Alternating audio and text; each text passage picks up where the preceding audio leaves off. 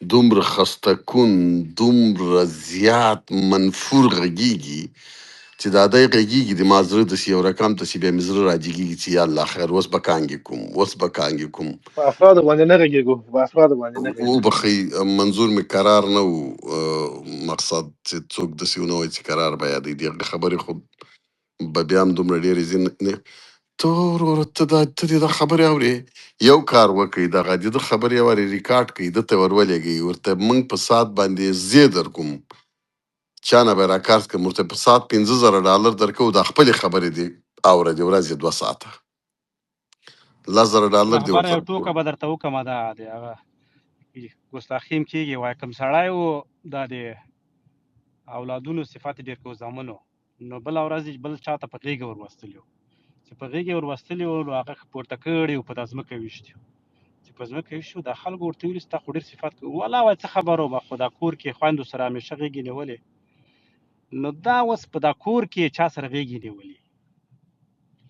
واوروره څوک دې د خیرک عادي که درته په خدای که وشمېري، څوک یې داسې یو دفعه که یعنې که زه د په ځای اوسم او داسې یو ګیلاس چای وچکم شین او داسې فکر وکړم که په دغه رقم زه غږېږم، توف لعنت به ځان ته وایم چې واوره زه څوک، ته څوک یې، کم وکیل تېر سوی یې، کم وزیر تېر سوی یې، کم اجتماعي جایګاه لرې، کم پروفیسر یې.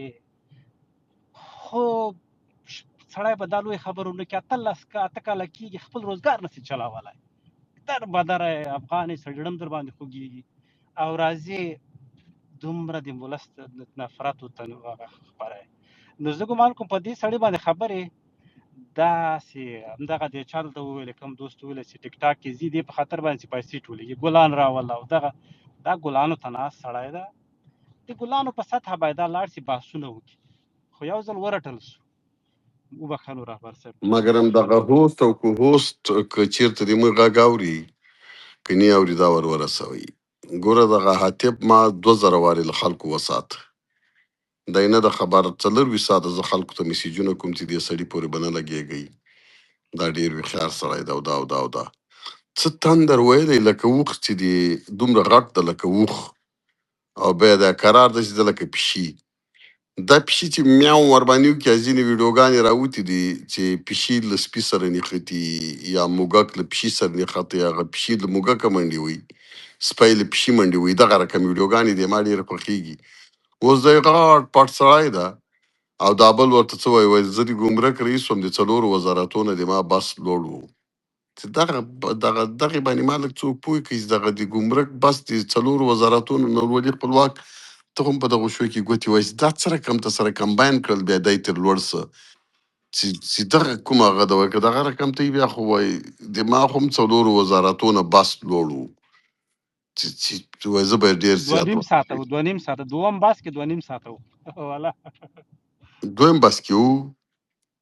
دوم بس کې 2.5 ساعته و، 2.5 ساعته بعد یوه شړه فکس 2.5 ساعته او 2 دقیقې او 2 ثانیې. وایي 2.5 ساعته یې ټوله وظیفه کړې. باور وکړه 2.5 ساعته وه بدون مبالغې. وایي دته دا د ګمرک رئیس وایو موږ دا 2.5 ساعته ګمرک رئیس ده. دا 2.5 ساعته په دوم بس کې 2.5 ساعته 2 دقیقې دپاره و. او دا زه د مستندو معلوماتو په اساس وایم. زما ورور د مګر استهداف رئیس و د چې هرات.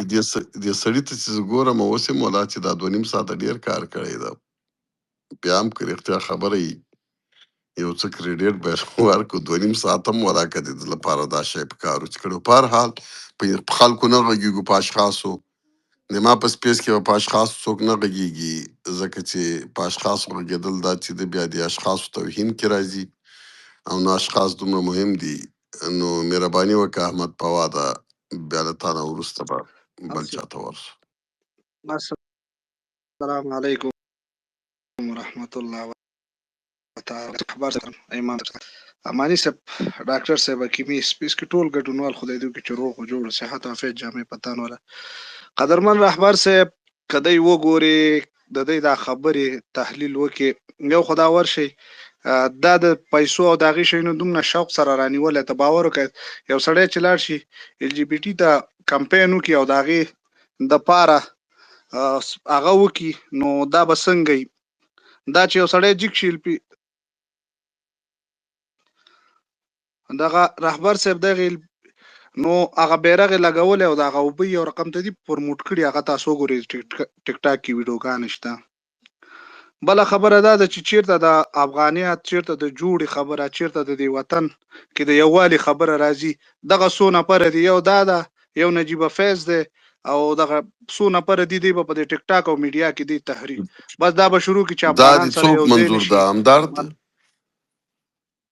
همدرد جمع قرار تباور کما په ژوند کې دوه د پیدا قرار خبرې نه اوریدلې دوه د په خپل ژوند کې نه خون راکې دغه دا د قرار ما خپل په ټوب چې کوم سپیس کې دا ناشتي ما د یو ورځ باس کو او هغه باس کې یو خور کو هوست و د کنزلې وکړي ما مقه ورځ دا پری خو د مالیاره چې وسړې د دومره د خزې احترام ونه کی او چې سپیس کې منګه هو پښتانه نو به دا د سره ما په ژوند کې نور نو ورغلم چې دا کوم سپیس کې یو نه د خبر همدغه خبره کې به خدامایک به بند کړي مایک بند کول ما پرېښي دي بالخصوص پروژې کې دا د کنځلو خبر دی وکړه نو زه غواړم چې په دې باندې لږ مکس وکم. دا سړی چې کنځاوې کوي د منطق خلاصي څوک چې منطق خلاصي بیا کنځاوې کوي او بیا راجګېږي وایي زما کنځا نه دي کړي دا خو ما دلته خلکو ته وویلې چې د تاسو دا جایګاه داسې ده چې زه باید کنځا درته وکم نو د ما چې له دې محترم قرار صاحب سره نه لګېږي غټه وجه یې دا ده چې یو خو تهمتونه په خلکو لګوي بل کنځلې کوي کنځلمار ده او درېیمه خبره دا ده چې د خلکو سپکه کوي سپکه او کنځا بیا پار کوي سپک ده کنځاوې کوي او تهمتونه کوي په دغو دریو شیانو باندې د ما نه ورسره لګېږي او څوک چې کنځاوې کوي د ما دومره بد ایسېږي تاسو باور وکړئ چې تا به دومره بد نه ایسېږي احمد پواده لکه د ما مهرباني مایک د خدمت نو رهبر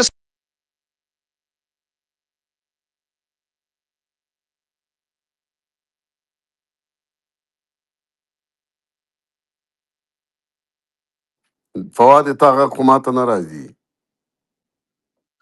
مېک بن شو رهبر تا صاحب مېک وبخښه نو بن څه مهرباني کوم واګ نشته وسیله شو نو رهبر صاحب د نور مشکل نه لري د افغانستان ولس سره مشکل لري د افغانانو سره مشکل لري د وطن د ترقۍ او آبادی سره مشکل لري د چې چیرته د افغانانو د جوړښت خبره راځي هلته د مشکل لري د دې ټول ستونزه ده ته ورشه د دې نجیب فیض او دغه بل ګل خان دغه سونو مې د مانه نوم ولته راځي دا کله حسن خان اته چې بیا کړو دغه سونه پر خبري واوري دا په ټول دغه کې یو جاوید شی همدرد دا یو در شان سره یادوه جاوید همدرد هغه نه د وردګ هغه هم د دوی د ډلې ده والا هغه خو یو کمپیوټر کار ته باور وکړه هغه نه ما په هغه ز خپلې منګه غریب او بل دا دومره بسترګو خلک دي فیضان صاحب تا خو د وزارت په معدل چوکۍ باندې رهبر صاحب کار کړي ته باور وکړه دغه ته اوس ډاکټر صاحب کیمی لاندې ناستو دا کراجیک چې د سپیس کې غږیږي زه په دې باوري ما اکثره د اسلامي وزیر کوي مده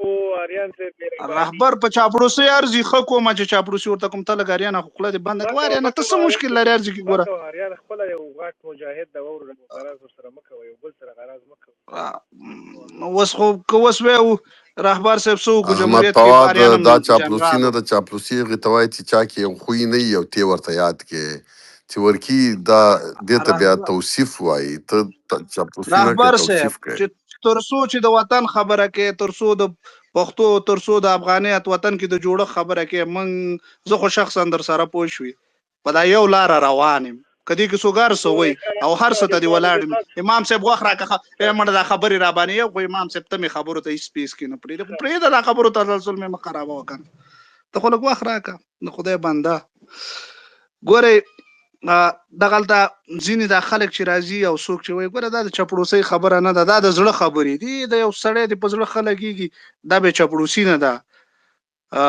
دې کې به چپړوسۍ ته او زما ان شاء الله زه خو نه راځم دومره منګه کشران خلک خبرو ته نه پرېږدي د کنځاو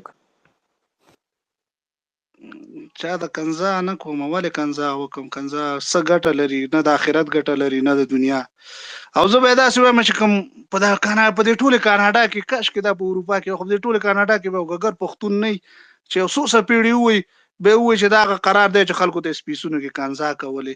ته باور وکړه نه څه څپېړې وکړو نه داسې دي به څوک صحیح پیدا د نه شي. احمد روزه فواد م ده. نیولې ګورې غیبت یې مه کوئ دا او روزه نه د په احمد افرادو فواد باندې به نه نه غیبت غږېږو. نه کوو، ګورې حقیقت ویو. او ګورې هر شی به کوو په افرادو، دلته خبرې نه کوو. نو دا سپیس موږ د افرادو لپاره جوړ کړی ده.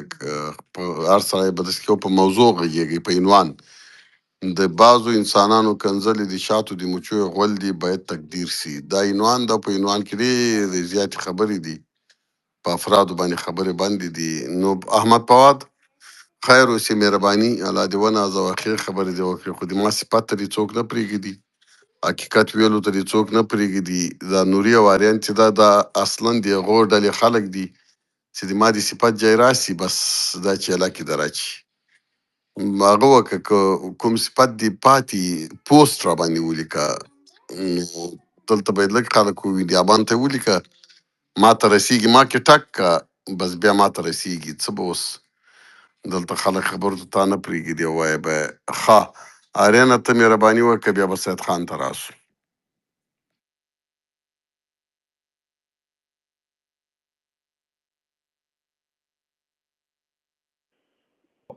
आवाज में लग बند او سوي اریان او ته سلامونه مهرباني رهبر وکړئ، صاحب. مهرباني ده. اریان صاحب مایک در خدمت شما. مننه سلامت یاست ټولو ته سلامونه جناب رهبر صاحب، تاسو ته هم سلام. مګر رهبر صاحب زه به یو نیوکه پر تا باندې وکړم، هغه د ګمرک رئیس ته. خو بله ورځ تا ویل تا دا د څلورو وزارتو غټه چوکۍ د دی خو بل ریفرنس نه لري، نو هغه ستا خبره یې کوټ کړې ده. نو دا خلک خو ته ډېر لوړ لوړ لوړ لوړ لوړ کې دی اخر د مځکې راوولې. نو تا ته به څوک څه وایي رهبر صاحب؟ دغه زما خبره وه. نه نو که ما کړي کېدای چې لوړه به وي، نو ما نه ویره وه، کېدای چې کومه ورځ مې ورته ویلي. سید خان حاجي مهرباني وکړه چې بیا د الحاج نمبر ده. تر دې دمخکې چې د سید خان وغږېږي، اول فیضان صاحب سلامونه سویس ټولو دوستانو ته. والله زما دغه د پیسو فضا نن سبا نه مې ده خوښه چې دلته پرونه پورې ګرد ملګري ورسره ناست وو. نن دغه رقم یو وضعیت دی چې یو بل سره نه جوړېږو. زه به فکر کوم تر دې چې دغه موضوع باندې ډېر بحث وسو، نو په دې دغه راټول کې پر یو بل شي باندې بحث وکړو، دا به ډېره ښه وي. که څنګه فیضان صاحب؟ زه خو ساره ایستم دا ورته وایم چې په افرادو به نه غږېږي، نور په افرادو غږېدل بندي. سید خان حاجي مهرباني. مننه رئیس صاحب، السلام علیکم. تا ته په سپیس کې ټولو محترمو اورېدونکو ته خدای دې وکړي چې روغ او جوړ وي. بحث خو مو واورېده، فکر کوم کنسلمارانو باندې سید خانه په دهلیز کې کوم ځای کې دا غږ داسې انعکاس ورکوي؟ او نصیر تشناب کې د خیر پروانه او دهلیز کې ناست یم، تشناب کې نه یم، غار دهلیز کې ناست یم. خدای پاکه داسې اوس کوم ځای کې کښېنم؟ تاسې راته ووایئ. دهلیز هم شته، تشناب هم شته، چې هر ځای تاسې خوښ یم. دلته هم که غږ صحیح نه درځي هلته به لاړ شو. لانجه نصیر جوړه کړه سید خان نه نصیر لانجه تشناب جوړه. کې نور هم ګورې خرابېږي. ښه طالبانو داسې ده، وایي هغه یو متل ده، وایي څه وکړئ، وایي باجوړ وخورئ، وایي غیبت یې مه کوئ. تاسو خو باید سپاسګزاري وکئ. سپاسګزاري ځکه وکئ چې دغلته زموږ انډیوالانو کې یو ډله ده، دا خلک تاسو سپوپو ته راننسې ټېله کوي. نو خدای هم خیر که تاسو ولې خفه یئ؟ تاسو ولې غږېږئ؟ تاسو باید ګلان وشیندئ. موږ ورته امام صاحب په دې خپه تا ورته خوارج بله ورځ خطاب مه کوه کنه. ګوره احمد تاسو تاسو هم خبره ختم شوه که ما ته